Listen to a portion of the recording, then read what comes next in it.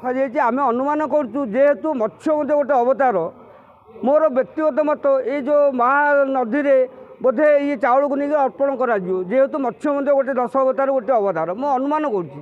ଭଗବାନ ଯଦି ସେଇଟା ଯଦି କରିବେ ପ୍ରଶାସନ ଯେ ଚାଉଳକୁ ନେଇ ମହାନଦୀରେ ବିସର୍ଜନ କରିବେ, ଆମେ ମଧ୍ୟ ଦାନ ଯେଉଁ କରୁଛୁ ଆମର ଜୀବନ ସାର୍ଥକ ହେବ। ଆପଣ କାହିଁକି ସନ୍ଦେହ କରୁଛନ୍ତି ଯେ ମହାନଦୀରେ ନେଇକରି ମୁଁ ସନ୍ଦେହ କରୁଛି ଯେହେତୁ ଓଡ଼ିଶାର ମୌଡ଼ମଣି ଗଜପତି ମହାରାଜ ଯେଉଁ ବାଇଟି କାଲି ଦେଲେ ଲୋକଙ୍କ ପାଇଁ ଯେଉଁ କଲେ, ଆମର କମିଟି ତରଫରୁ କୌଣସି ପରିକ୍ରମା ରଥ କରାଯାଇ ନାହିଁ କି ଆମେ ଗୁଆ ଚାଉଳ ମାଗିବା ପାଇଁ ଲୋକଙ୍କୁ ଆବେଦନ କରୁନାହୁଁ।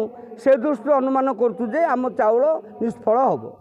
ଚାଉଳ କୁଆଡ଼େ ଯିବ କ'ଣ କିଛି ସେ ସନ୍ଦେହରେ ଆମେ ରହିଛୁ ବର୍ତ୍ତମାନ ସୁଦ୍ଧା। ସେ ଯେହେତୁ ସେ ଚାଉଳ ଆମର ପରିକ୍ରମା ସରିଲା, ପୂର୍ଣ୍ଣାହୁତି ସରିଲା, ଯଜ୍ଞ ସରିଲା, ତଥାପି ଚାଉଳ ଆଗ ଆମ ଜଗନ୍ନାଥ ମନ୍ଦିର ଗଚ୍ଛିତ ଅବସ୍ଥାରେ ଅଛି। ସେଥିପାଇଁ ଆମେ ମାନେ ଗୋଟେ ଦ୍ୱନ୍ଦ୍ୱରେ ପଡ଼ୁଛୁ ଯେ ଆମେ ଦେଇଥିବା ଯେଉଁ ଆମର ଭଗବାନ ଯେଉଁ ଅର୍ପଣ କରୁଛୁ ସେଇଟାକୁ ଅର୍ପଣ ଆମର ବୃଥା ଗଲା ବୋଲି ଆମେ ଅନୁମାନ କରୁଛୁ। ଖଲିକୋଟବାସୀଙ୍କ ପାଇଁ ଗୋଟେ ଦୁଃଖର ବିଷୟ, ଯେଉଁଟାକି ଆମର ରାଜାଘର ଗୋଟେ କିମ୍ବଦନ୍ତୀ ଆଉ ଗୋଟେ କୀର୍ତ୍ତିରାଜ କହିଲେ ଅତ୍ୟୁକ୍ତି ହେବନି। 300 ବର୍ଷର ଇଏ ପୁରୁଣା ମନ୍ଦିର, କିନ୍ତୁ ଏଇଠିକି ଆମର ପରିକ୍ରମା ପ୍ରକଳ୍ପ ଲୋକାର୍ପଣ ପାଇଁ ସବୁ ଜାଗାକୁ ନିମନ୍ତ୍ରଣ ଗଲା, କିନ୍ତୁ ଖଲିକୋଟ ଜଗନ୍ନାଥ ମନ୍ଦିରକୁ ଆସିଲାନି। ଠିକ୍ ଅଛି, ଆମେ ତାକୁ ସହ୍ୟ କରିଗଲୁ।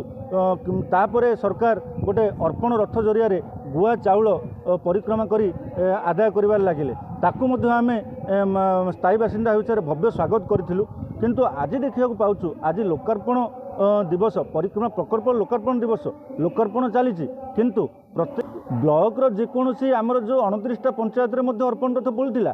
ଆଉ ସେହି ଗୁଆ ଚାଉଳ ମଧ୍ୟ ଲୋକ ଦେଇଥିଲେ, ଧର୍ମୀୟ ଭାବନା ସହିତ ଦେଇଥିଲେ ଯେ ଆମର ଏଇ ଗୁଆ ଚାଉଳ ସେହି ଲୋକାର୍ପଣ ଦିବସରେ ଜଗନ୍ନାଥଙ୍କ ଉଦ୍ଦେଶ୍ୟରେ ଲାଗି ହେବ, କିନ୍ତୁ ତାହା କୌଣସି ପ୍ରକାର ସେହି ଲୋକାର୍ପଣ କାର୍ଯ୍ୟକ୍ରମରେ ପ୍ରତିଷ୍ଠା କାର୍ଯ୍ୟକ୍ରମରେ ନ ଲାଗି ପ୍ରତିଟି ପଞ୍ଚାୟତ ଅଫିସରେ ପଡ଼ି ରହିଛି। ଏନ୍ଏସିର ମଧ୍ୟ ପ୍ରତି ଗୁଆ ଚାଉଳ ଯେଉଁ କଲେକ୍ସନ୍ ହୋଇଥିଲା ବସ୍ତା ବସ୍ତା ବର୍ତ୍ତମାନ ଆମର ଜଗନ୍ନାଥ ମନ୍ଦିରରେ ପଡ଼ି ରହିଛି। ଏଇଟା ବଡ଼ ଦୁଃଖର ବିଷୟ। ସରକାର ଏପରି କାହିଁକି ଛଳନା କରୁଛନ୍ତି ଲୋକଙ୍କର ଧର୍ମୀୟ ଭାବନା ସହିତ, ଏସବୁ ବନ୍ଦ କରାଯାଉ। ସେଇଟା ଆମର ଜଗନ୍ନାଥ ମନ୍ଦିରରେ ଅଛି। ଏବେ ଯେଉଁଟା କଲେକ୍ସନ୍ ହେଇଥିଲା ଆମେ ଆଣିକି ଜଗନ୍ନାଥ ମନ୍ଦିରରେ ରଖିଛୁ।